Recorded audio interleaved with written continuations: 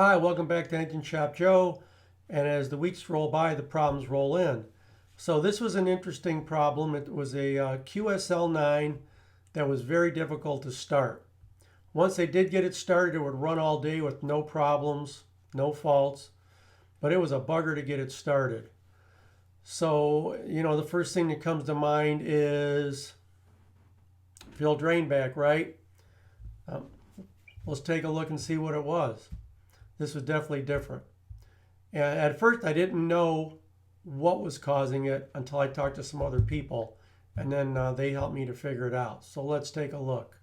I'm going to start off by showing you really just some data logs that were done, and then we'll talk about what's going on in them. So I'd like you to look at this log. This was a 30-second continuous crank log that ended up being a no start.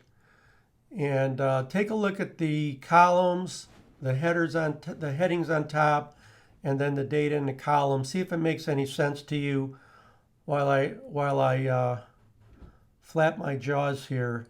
So to start out,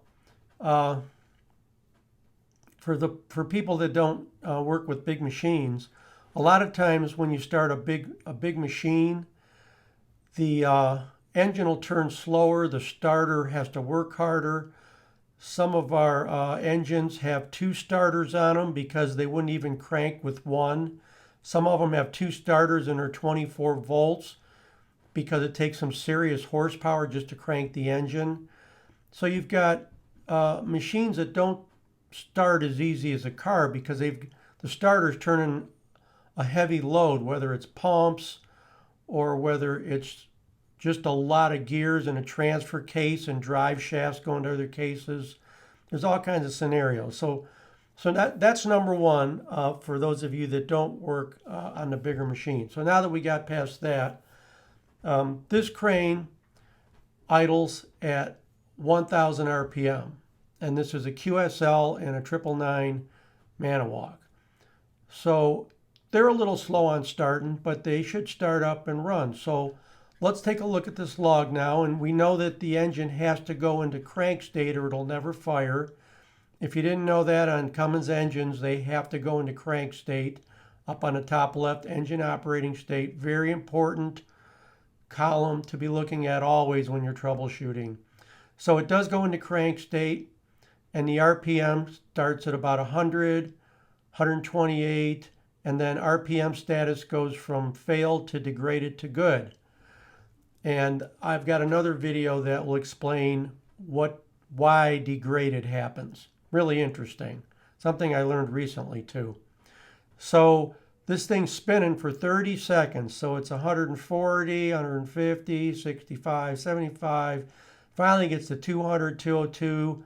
I told the guy, look at your watch, don't go over 30 seconds. So bang, he stops cranking at about 201 RPM. And let's look over at the fuel rail pressure column way to the right. We've got 5,000 pounds of rail. There's enough to start. So why isn't it starting? Well, I want you to take a look at the milligram fueling. That's just about in the middle, it's to the right of RPM status. And that's how much fuel the engine is putting in the cylinder each stroke. So then you've got gallon per hour fueling, how many gallons per hour you'd be burning at this. And take a look at those numbers and just kind of remember them. So now we're gonna stop here and take a look at a different log. Now this is the same engine but in a different machine with much less load. This one also idles at 750 RPM. The 999 idles at 1,000. So we go from engine stop on the left. They started to crank it. It fired right up, and it jumped right up to idle speed 750 RPM. Percent of load was at about 23, 22%. And our intake manifold pressure was under 1 inch of mercury at idle. Rail was 12,000 pounds. And that can change a little bit depending on the calibration and some other factors. So this was a good startup, excellent startup. QSL9, same as the other engine we're looking at, just in a different application. So this really threw me for a loop. I told him to start cranking it and keep cranking it. And once we got up to about 410 RPM, it changed to air fuel control derate state. They don't do that.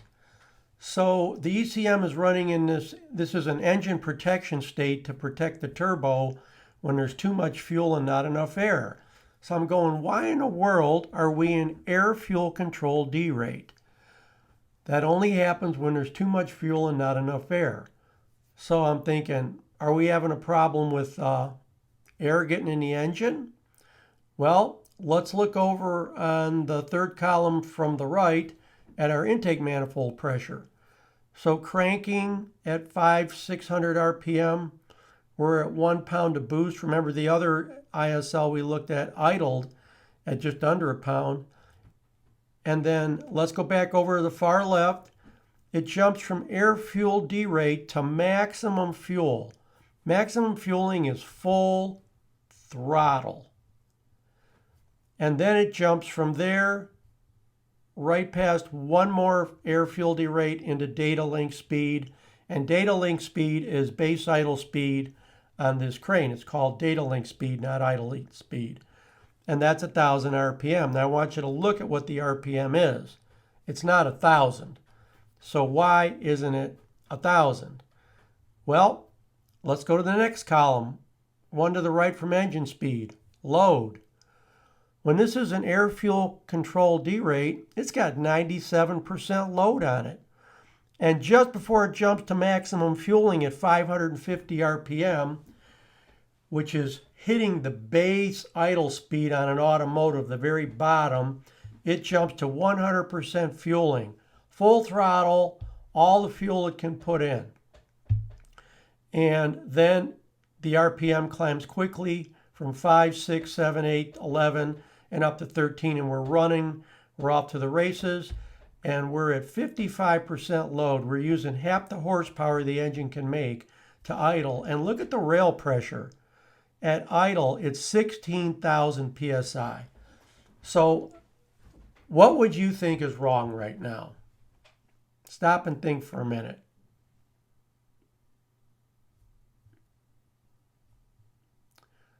Well, you're right. If you said the engine's starting under an extremely heavy load. So I started making phone calls, and this is what I found out.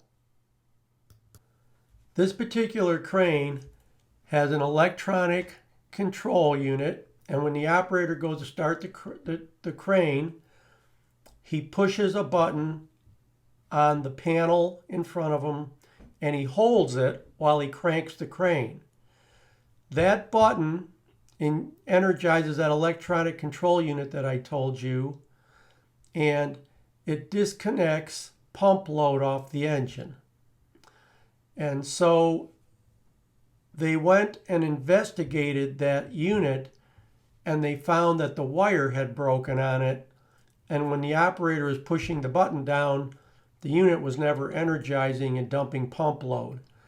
So the engine was trying to start while it had trying to make full pump load on it until it got up to normal pump pressure. And the reason that the engine was idling at 1,300 RPM is because it had to have so much fuel because it was so overloaded at idle that it couldn't idle at 1,000. If it backed the fuel off, it would have immediately stalled. So the engine was trying to keep running under that heavy load. The wire was fixed. The engine started normally, idled at 1,000 RPM. All the numbers were back in line. Everything was good to go. So remember, this is a good lesson for everybody.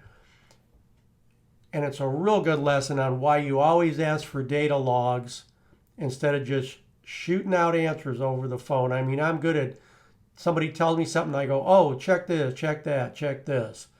Well, I would have had them running around for 2 days on this and I still would have been wrong. So get those data logs and take a look at them. Look at all the different things in the data log, especially engine operating state. And in your head, paint a picture of what the engine's trying to do. And of course, once you get some experience under your belt and you know what normal or fairly normal values are, the out of normal values should flag you right away. So thanks for joining me on Engine Shop Joe. Hope you learned a lot this time. We'll see you next time. Have a good day.